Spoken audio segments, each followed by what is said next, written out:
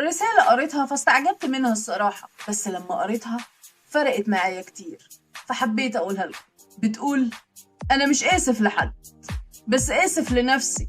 آسف لوقتي ومجهودي وكل وقت بذلته لإرضاء كل حد اتغير عليا.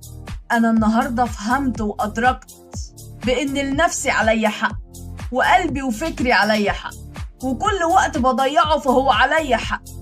أما بالنسبة لهم وحقهم عليا، فأنا أكيد مش هديهم مكانة هم أقل منها بكتير.